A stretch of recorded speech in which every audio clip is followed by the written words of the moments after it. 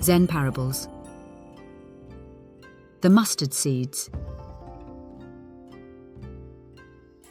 Let's begin with a question that every human being eventually confronts. What do we do with a grief that feels too heavy for any one person to bear? The story of the mustard seeds is one of Buddhism's most enduring responses to that question. It's simple on the surface. A grieving mother, a dead child, and a single instruction that quietly opens the door to wisdom. But beneath that simplicity lies a profound teaching, one that echoes the spirit of Zen and the gesture of the earth-touching Buddha.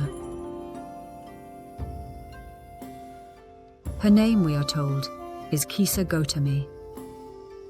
Her child has died, and she is shattered.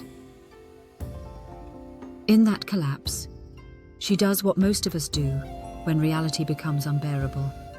She searches for a way out, someone to fix the unfixable, a miracle to restore what has been taken. She is told of the Buddha, and when she finds him, she expects comfort, or a cure, or perhaps some divine intervention. Instead, he gives her a task. Bring me a handful of mustard seeds from a home where no one has ever died. That's all. No lecture, no philosophy, no comforting story, just a simple instruction grounded in everyday life.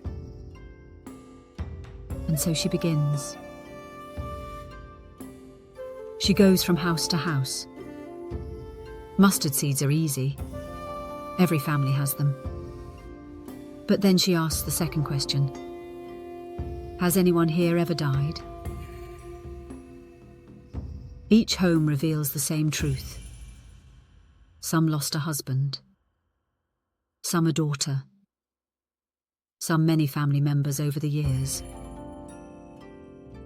And slowly, step by step, Kisa Gotami discovers that her grief is not an isolated catastrophe. Every household carries the same thread of mortality. It is here that the story aligns with a deeper Buddhist symbol, the earth-touching Buddha. When Siddhartha faced Mara's final assault beneath the Bodhi tree, he did not search for a celestial witness or an abstract argument to validate his awakening. Instead, he touched the earth. He appealed to direct experience, the ground itself, as his witness. Kisa Gotami is being guided toward that same gesture. The Buddha does not explain impermanence to her. He asks her to touch the earth of her own life, to witness reality as it is, not as she wishes it to be. Each knock on a stranger's door becomes her fingers pressing into the soil of human experience. Each conversation becomes a validation not of a doctrine, but of a truth she must see directly. No one is spared loss. This is the essence of Zen. Insight arises not through argument, but through contact. Contact with this moment, with this body, with this life, exactly as it stands. The mustard seed is her koan. The journey is her awakening. When she returns to the Buddha, she does not return with seeds. She returns with understanding. Her world, once collapsed into the single point of her own grief, has expanded into the shared condition of all human beings. Her acceptance is not resignation. It is clarity. The same clarity embodied by the earth-touching Buddha. Truth grounded not in belief, but in experience.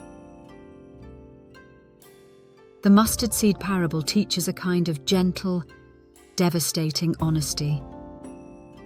We suffer not because impermanence is cruel, but because we resist it. And when we see, directly, personally, undeniably, that every life is marked by change and loss, compassion naturally arises. Not the compassion of a distant ideal, but the compassion that comes from recognizing ourselves in every other grieving home. Sometimes, awakening does not come from the heavens. It comes from touching the earth. And sometimes the miracle we seek is simply the wisdom to see our own suffering as part of the world, not separate from it.